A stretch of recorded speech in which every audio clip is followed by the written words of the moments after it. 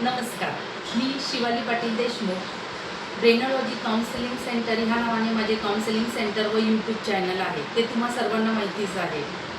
आज मी अनेक दिवसानंतर एक नवीन विषय घेऊन आली आहे. तर त्या विषयाचं नाव आहे पीपल प्लीजिंग. तर पीपल प्लीजिंग म्हणजे काय नेमकं, तर ते आपण आता बघू की लोकांना आनंद देणारे म्हणजेच काय, तर स्वतःला विसरून इतरांना नेहमी खुश कसं ठेवता येईल हे बघणारे.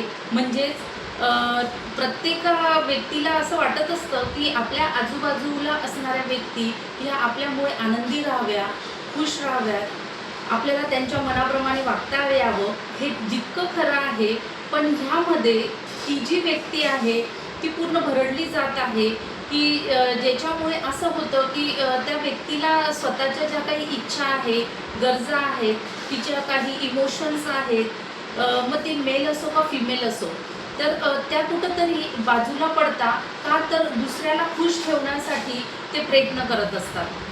तर यालाच आपण ह्या व्हिडिओमधनं समजून घेणार आहोत की तुम्हालाही असं वाटत असेल तर हा व्हिडिओ पूर्ण बघा की तुम्हीही दुसऱ्यांना खुश ठेवण्यासाठी खूप प्रयत्न करत असाल आणि तुम्हाला वाटतंय की याच्या सिम्पटम्स काय आहेत, याच्यामुळे काय दुष्परिणाम होऊ शकतात.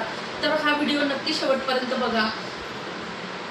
ह्यामध्ये आपण आता पहिलं बघू की बऱ्याच लोकांना वाटतं की इतरांना मदत करणं, प्रेमाने वागणं, त्यांना गरज असेल तेव्हा आपण उपलब्ध असणं, त्यांची काळजी घेणं, हे जितकं खरं आहे की हे केलं पाहिजे प्रत्येक व्यक्तीने. की आपल्याला समाजामध्ये राहायचं असतं किंवा घरातही राहत असताना आपल्याला ह्या गोष्टी कराव्या लागत असतात, हे नक्कीच करावं, पण एक मर्यादेपर्यंत.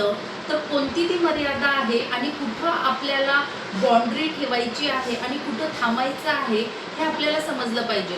मग ह्या गोष्टी पूर्ण करत असताना जर आपण आपल्या भावनांचा बळी देत असू, आपल्या गरजांना कुठंतरी मागे ठेवत असू आणि मग ह्या गोष्टी करत असू, तर ते तितकं आपल्या मानसिकतेसाठी योग्य नाही आहे. तेच आपण ह्या व्हिडिओमधनं बघणार आहोत. तर सगळ्यात पहिले याची लक्षणं काय आहेत तर ते आपण बघू. सगळ्यात पहिलं लक्षण आहे की प्रत्येक गोष्टीला हो म्हणणे, जरी मनातून आपली इच्छा नसते. बऱ्याचदा बघा, तुमच्या रोजच्या जीवनातही लक्षात येईल की अनेक जण आपल्याला हे काम तुमच्याने होऊन जाईल का आज, एवढी गोष्ट तुम्ही माझी करून द्याल का, असं म्हणत असतात. मग ती घरातील असो का आपण एखादा जॉब किंवा नोकरी काहीतरी करत असू बाहेर प्रोफेशनमध्ये, तिथलं काम असो का इतर काही असो, मनातून बऱ्याचदा इच्छा असते की हे माझ्याने होणार नाही आहे, तर मी नाही म्हणावं. पण दुसऱ्यांना चांगलं वाटावं, त्यांना काही आपल्याबद्दल वाईट मत बनू नये म्हणून आपण हो म्हणत असतो. हे याचं पहिलं लक्षण आहे. दुसरं काय लक्षण आहे की नाही म्हणण्याची भीती वाटणे. बऱ्याच लोकांना असं वाटतं की जर मी एखादी गोष्ट कोणी करायला सांगितली आणि मी नाही म्हटलं तर त्याच्यामुळे त्या व्यक्तीला वाईट वाटेल किंवा जर एखादा जॉबमध्ये असेल तर माझ्या जॉबला काहीतरी प्रॉब्लेम क्रिएट होऊ शकतो, म्हणून मी नाही नाही म्हणू शकत. हेच दुसरं लक्षण आहे. तिसरं काय, तर इतर काय विचार करतील माझ्याबद्दल, इतरांना काय माझ्याबद्दल वाटेल. म्हणजे इथं बघा, तुम्ही लक्षात घ्या हे लक्षण की व्यक्ती स्वतःचा, स्वतःच्या भावनांचा, स्वतःच्या गरजांचा, स्वतःच्या इमोशनचा कोणताच विचार नाही करत आहे. तर कोणता विचार करतोय, आजूबाजूचे लोक, समाज हे माझ्याबद्दल काय बोलतील, काय त्यांना वाटेल याचा इथं जास्त विचार केला जातो. चौथी गोष्ट, स्वतःच्या जे पण काही गरजा असतील त्यांना सगळ्यात शेवटी ठेवणं. महिलांच्या बाबतीत मला खास करून वाटतं की ही गोष्ट होते की त्यांना बऱ्याचदा काही गोष्टी करायच्या असतात. म्हणजे समजून घ्या, फॉर एक्झाम्पल की त्यांना बाहेर कुठंतरी जायचं आहे, काहीतरी त्यांना फ्रेंड्सबरोबर भेटायचं आहे किंवा त्यांना ब्युटी पार्लरमध्ये जायचं आहे किंवा शॉपिंगला जायचं आहे, असं काही पण कारण असू शकतं. किंवा सहज त्यांना कुठंतरी फिरायला जायचं आहे, पण अचानक कॉल येतो की आम्ही असे असे पाहुणे येतोय, तर तेव्हा त्यांचा प्रोग्राम कॅन्सल करतात. त्या नाही नाही म्हणू शकत, त्या असं नाही म्हणू शकत तुम्ही आज नका येऊ, आज माझा कार्यक्रम फिक्स आहे, तुम्ही उद्या या, असं त्या बोलू शकत नाही. म्हणजेच काय, तर आपल्या ज्या गरजा आहेत त्यांना कुठंतरी त्या मागे ठेवत असतात. पाचवी गोष्ट काय, ते सर्वांची जबाबदारी स्वतःवर ठेवणं. म्हणजे पुरुषही तसं अनेक पुरुष करत असतील, पण महिलांच्या बाबतीत मला खास करून जाणवतं की स्वतःच्या ज्या पण काही गरजा असतील, जी पण काही जबाबदारी असेल, घरामधली असो बाहेरची असो, त्यांना असं वाटतं सगळ्या गोष्टी मीच केल्या पाहिजे किंवा मीच करू शकते. आणि जेव्हा असं त्या करत आहे तर त्याचे काय मानसिक दुष्परिणाम होऊ शकतात ते मी पुढच्या याच्यात लगेच सांगणार आहे, त्यामुळे व्हिडिओ शेवटपर्यंत बघा. त्यानंतर एक अपेक्षा असते, 6वा पॉईंट आहे की सतत इतरांकडून कौतुक करून घेण्याची अपेक्षा ठेवणं. म्हणजे काय तर मी घरात जर छान काम केलं तर माझं कौतुक केलं जाईल. मला सगळे नातेवाईक सगळे लोक, विशेष करून सुनांच्या बाबतीत असं होतं की त्यांना वाटतं मी घरातलं सगळं काम सांभाळलं, माझी हेल्थ नाही सांभाळली तरी काही हरकत नाही, पण मी घरातलं काम छान सांभाळते तर सगळेजण माझं कौतुक करणार आहे. बाहेरही समाजामध्ये माझं कौतुक केलं जाणार आहे.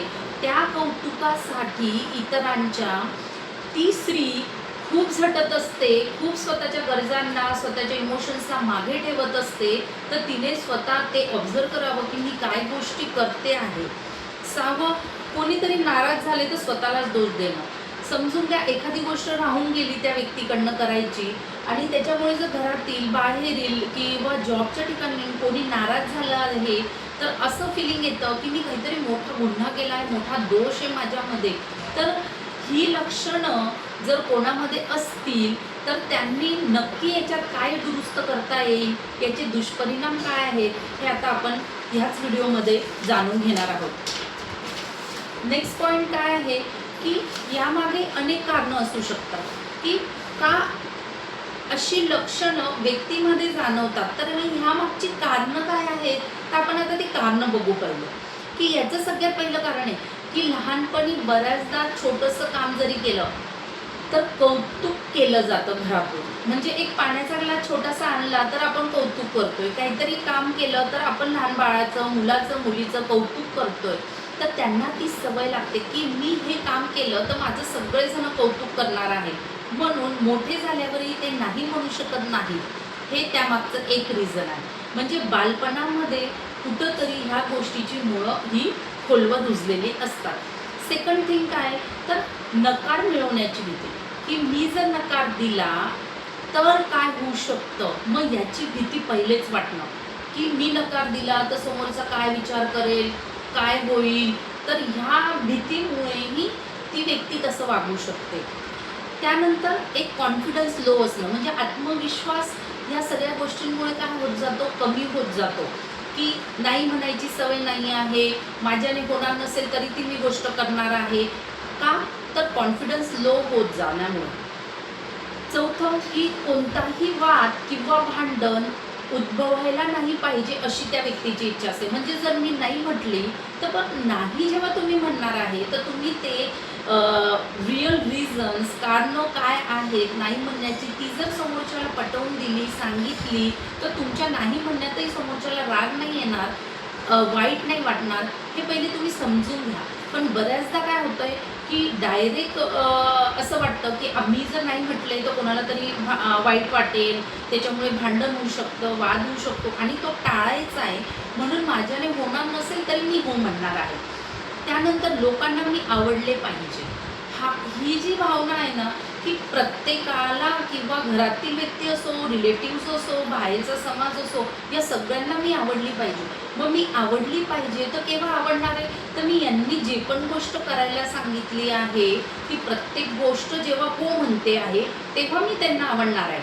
ही जी मानसिकता तयार होते आणि त्या मानसिकतेमुळे प्रत्येक वेळी हो म्हणायची सवय लागते आणि मग त्याचे काय दुष्परिणाम त्या व्यक्तीच्या आरोग्यावर मानसिक शारीरिक होतात ते आता आपण लगेच बघतो.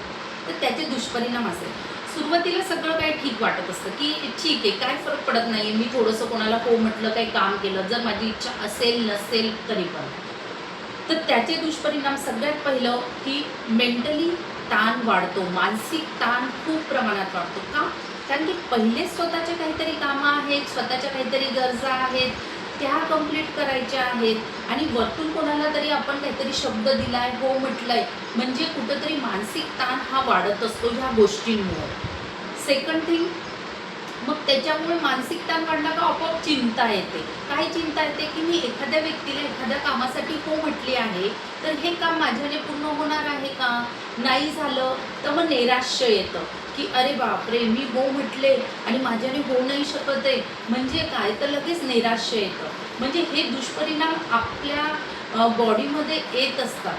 तिसरी गोष्ट काय होते, स्वतःची ओळख हरवल्यासारखं वाटतं की असं वाटतं की मी काहीच नाही करू शकत आहे. जर ते काम आपल्याने नाही झालं तर स्वतःला गिल्ट येतो त्याच्यामुळे. मग त्यानंतर राग मनात साचतो. काय राग साचतो की मला तर नाही म्हणायचं होतं, पण मी का ही जबाबदारी घेतली, मी का हो म्हटलं. मग स्वतःवरच परत ती व्यक्ती राग काढते. का? कारण की पहिले मानसिक ताण येतो, मग नैराश्य येतं, चिंता येते, मग स्वतःला कमी लेखलं जातं आणि मग आपोआप त्याचा राग मनामध्ये येतो. मग नंतर काय येतं की थकवा येतो. मग बऱ्याचदा बघा आपल्याला वाटतं मी काहीही काम केलेलं नाही आहे तरी पण मी खूप थकलेली वाटते. मग का वाटते आहे, तर याला रिझन हे पण असू शकता की तुम्ही तुमच्या क्षमतेच्या बाहेर हो म्हणताय कोणती गोष्ट करण्यासाठी किंवा लोकांना आनंदी ठेवण्यासाठी किंवा खुश ठेवण्यासाठी. मग भावनिक दमणूक होते. मग आपलं इमोशन आपल्याला खूप त्रासदायक वाटायला लागतं त्यावेळी. काही लोक आपल्या चांगुलपणाचा यामुळे गैरफायदाही घेतात. म्हणजे त्यांच्याकडनं ती गोष्ट होणार असते. प्रत्येक वेळेस असं होईल असं नाही आहे. पण काही वेळा आपण होच म्हणणार आहे म्हणून आपलं काम दुसऱ्यावर ढकलून ते पूर्ण करून घ्यायचं, असं चांगुलपणाचा फायदा घेणारी अनेक लोक समाजामध्ये आहेत. मग यातून आता हे सगळं झालं की त्याची लक्षणं काय होती, त्याच्यामुळे दुष्परिणाम काय होता. पण आता एक महत्त्वाचा टॉपिक येतो की यातून बाहेर कसं पडायचं आहे. तर हे नीट लक्ष देऊन आहे. सगळ्यात पहिले नाही म्हणायला शिकायचं आहे. काय करायचं आहे, तर असं नाही आहे की तुम्ही कोणतंच काम करू नका, मग की प्रत्येकाने जर काही मदत मागितली तर नाही म्हणायचं, असं नाही आहे. आपल्याला समजलं पाहिजे खरोखर आपण करू शकतो का, आपल्याने होणार आहे का, आणि त्यानंतर आपण ती गोष्ट करू शकत असू, हो म्हणू शकत असू, तर आपण ती व्यक्तीला शांततेत सांगू शकतो की हे माझ्याने होणार नाही आहे, मी करू शकत नाही आहे. तर मग हे बोलताना उद्धटपणा न वापरता आपण चांगल्या भाषेमध्येही आपली जी पण काही रिझन्स असतील ती समजून देऊन नाही म्हटलं पाहिजे, म्हणजे आपल्याला म्हणता आलं पाहिजे. सेकंड, स्वतःच्या गरजांनाही महत्त्व द्या. मग स्वतःच्या अनेक लोकांना वाटतं, म्हणजे मी बघितले काउन्सिलिंगमध्ये की अनेक लोकांना वाटतं की मी जर स्वतःची काळजी घेतली, स्वतःच्या गरजा पूर्ण केल्या तर मी स्वार्थी आहे. तर स्वार्थी नाही आहे. ज्यावेळी मी स्वतःच्या गरजा पूर्ण करते आहे तर मी स्वार्थी नसून त्या गरजा माझ्या आहेत आणि त्या मला पूर्ण करायच्या आहेत, हे पहिले तुम्ही समजून घ्या. त्यानंतर तिसरी गोष्ट आहे, सर्वांना खुश ठेवणे अशक्य आहे. तुम्ही कितीही प्रयत्न केला तरी पण एक असं होतं की तुम्ही सर्वांना खुश ठेवू शकत नाही. म्हणजे काय, तर प्रत्येक वेळी तुम्ही सर्वांनाच असं नाही म्हणू शकत की मी करून देणार आहे, मग यांचं पण काम मी करणार, त्यांचं पण गोष्ट करणार, यांचं पण. जास्त करून ही गोष्ट जॉबवाल्यांना जास्त फेस करायला लागते असं मला वाटतं. जॉबच्या ठिकाणी पण आणि घरी पण. असं नाही की गृहिणीला नाही करावं लागत, त्यांनाही करावी लागते. पण जॉबच्या ठिकाणी बरेचदा त्यांना वाटतं जर मी काही बोलले, माझ्याकडनं नाही म्हटलं गेलं तर माझ्या जॉब जायची भीती आहे. त्या भीतीपायी ते म्हणतात. तर नो मॅटर की तुम्ही सगळ्यांना खुश नाही ठेवू शकत. चौथी गोष्ट, बाउंड्रीज हव्यात, मर्यादा हव्यात. कोणत्याही गोष्टीला तुम्हाला मान्य आहेत, कोणत्या गोष्टी नाही हे स्पष्टपणे तुम्ही सांगितलं पाहिजे. मग ते आपलं घर असो का आपलं जॉबचं ठिकाण असो. कोणत्या गोष्टी तुम्हाला चालणार आहेत, कोणत्या नाही चालणार आहेत. एक बाउंड्री आपल्या प्रत्येकाच्या लाईफमध्ये असावी. ह्या गोष्टींसाठी मी सहमत आहे, त्या गोष्टी मी कधीही करू शकते, पण हे माझं लिमिटेशन आहे. याच्यावर जर कोणी मला काही काम सांगणार असेल, माझ्याकडनं करून घेणार असेल, तर मी करू शकत नाही. हे लिमिटेशन स्वतःला घालणं. त्यानंतर पाचवी गोष्ट, स्वतःचा कॉन्फिडन्स वाढवणं, आत्मविश्वास वाढवणं, की तुमची किंमत इतरांच्या मतावर अवलंबून नाही पाहिजे. म्हणजे काय, तर इतर लोक नाही ठरवणार आहे की तुमचा व्हॅल्यू किती आहे. तुमचा व्हॅल्यू तुम्ही स्वतः ठरवायचं आहे, तुमची किंमत तुम्ही स्वतः ठरवायची आहे, हे प्रत्येकाने लक्षात ठेवायचं आहे. इतर नाही ठरवणार आहे की तुम्ही कसे आहात, तुमचा कॉन्फिडन्स कसा आहे. नाही, मी स्वतः एक पर्सन आहे, मला सेल्फ रिस्पेक्ट आहे हे डोक्यात ठेवायचं आणि हे ठेवून माझा कॉन्फिडन्स मी जपणार आहे आणि माझी स्वतःची जी पण काही व्हॅल्यू असेल ती मी स्वतः ठरवेल, इतर ठरवणार नाही. इतकं स्वतःच्या गोष्टींमध्ये तुम्ही क्लिअर असलं पाहिजे. त्यानंतर ह्यासाठी मी एक छोटंसं उदाहरण देते की फॉर एक्झाम्पल तुम्हाला तुमचा मित्र किंवा मैत्रीण काहीतरी तुमच्याकडे मदत मागते.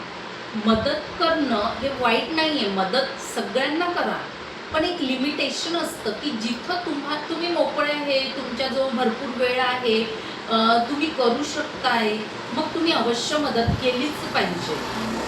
पण ज्यावेळी तुम्ही करू शकत नाही आहे, तुम्हाला त्यामुळे मानसिक थकवा येतोय, तुमच्या स्वतःच्या भावनिक काही गरजा आहेत किंवा आणखी काही दुसऱ्या गोष्टी आहेत, कारण आहेत, तुमचे घरचे प्रॉब्लेम्स आहेत आणि तेव्हा तुम्ही मदत करू शकत नसाल तर तिथं स्पष्ट नाही म्हणा. किंवा तुम्ही सांगू शकता की मी मदत केली असती पण मला ह्यावेळी शक्य नाही आहे, पण मी नेक्स्ट टाईम जर असं काही आलं तर मला थोडं आधी कळवा, म्हणजे मी त्यासाठी मॅनेज करेल आणि मी तुम्हाला मदत करू शकते. म्हणजे हे आपण एक चांगल्या भाषेत पण सांगू शकतो. यातून किंवा ह्या व्हिडिओतून एक शेवटचा संदेश असा देईल की इतरांवर प्रेम करा, मदत करा, पण स्वतःवरही तितकंच प्रेम करा. स्वतःला विसरून इतरांना खुश ठेवणे हे चांगुलपणाचं लक्षण नाही. तर खरं मानसिक आरोग्य म्हणजे काय, तर इतरांचा आदर करणं आणि त्याचबरोबर आपल्या मानसिकतेचा पण आदर करणं किंवा स्वतःचा पण आदर करणं म्हणजेच चांगलं मानसिक आरोग्य होय.